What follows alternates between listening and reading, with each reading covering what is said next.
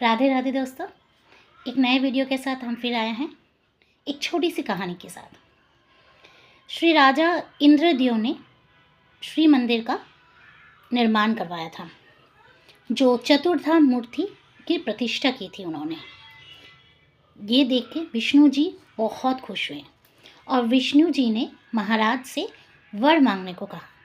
तो विष्णु जी के आग्रह करने पर राजा ने कहा, मुझे तो भगवान कुछ चाहिए नहीं, लेकिन फिर भी जब आप बोल रहे हो तो मैं आपसे बस इतनी विनती करना चाहता हूँ कि आप ये श्री मंदिर को छोड़ के कभी ना जाएं। इसीलिए श्री मंदिर छोड़ के विष्णु जी कभी नहीं जाते, हमेशा जगन्नाथपुरी में विष्णु जी का वास रहता है। उन्होंने फिर मांगा कि आपका द्वार हमेशा भक्तों के लिए खुला रहेगा। मध्य रात्रि में भी अगर आप किसी भक्त को आपकी ज़रूरत होगी, वो अगर आपका दर्शन करना चाहे तो वो भी कर सकता है। इसलिए जगन्नाथपुरी का मंदिर का जो द्वार है वो मध्य रात्रि को भी खुला रहता है। रात के कुछ प्रहर के लिए या कुछ समय के लिए ही सिर्फ बंद रहता है। उन्होंने और भी मांगा कि अगर जगन्नाथपुरी में कोई दर्शन नहीं कर पाते हैं, क्योंकि पूरी मंदिर में तो हर कोई एंटर नहीं कर सकता, अलाउड नहीं है, लेकिन आप साल में एक बार भक्तों के लिए आप बाहर आएंगे और आके उन भक्तों के कष्टों को हरेंगे जो आपके अंदर जाके आपका दर्शन नहीं कर पाते हैं। विष्णु जी ने कहा तथास्तु।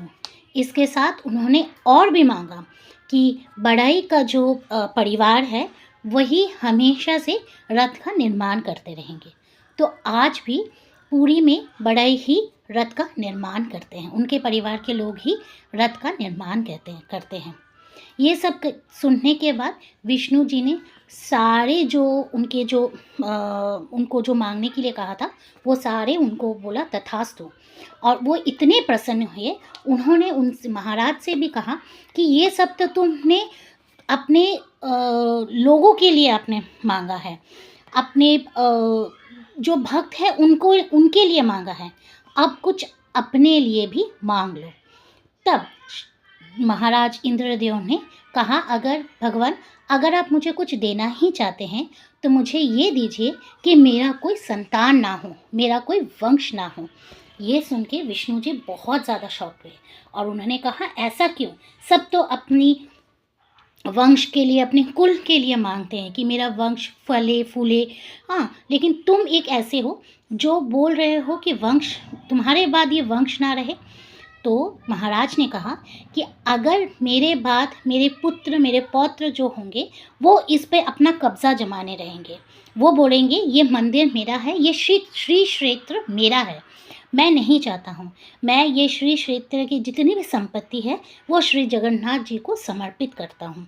तो उनकी ये भक्ति, ये भाव से जगन्नाथ जी विष्णु बहुत खुश हैं, भगवान विष्णु बहुत खुश हुए और उन्होंने उनको आशीर्वाद दिया।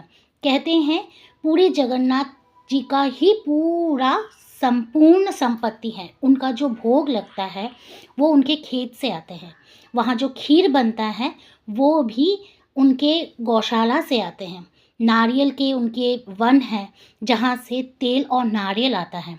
और ये सारा जो भी महाप्रसाद जो बनता है श्री मंदिर में, वे स्वयं विमला देवी यानी माँ लक्ष्मी बनाती हैं अपने हाथों से विष्णु जी के लिए, जगन्नाथ जी के लिए। वहाँ पे माँ लक्ष्मी जी विराजमान है विमला रूप में। और कहते हैं कि हर रोज़ का जो भोग है वो वही बनाती है, क्योंकि जब मटके को एक के ऊपर एक रखा जाता है तो सबसे पहले जो प्रसाद बनता है, भोग का जो प्रसाद बनता है, वो सबसे ऊपर में जो मटका रखा हुआ रहता है उसी का ही सबसे पहले वो पकता है। तो बस यही एक छोटी सी कहानी थी, इससे हमें पता चलता है कि श्री मंदिर भक्तों के लिए क्या है, जगन्नाथ जी भक्तों के लिए क्या है। कभी भी उनके द्वार से कभी भी कोई भी खाली हाथ नहीं आता है। बस मिलते हैं एक और छोटे से कहानी के साथ, तब तक के लिए राधे राधे।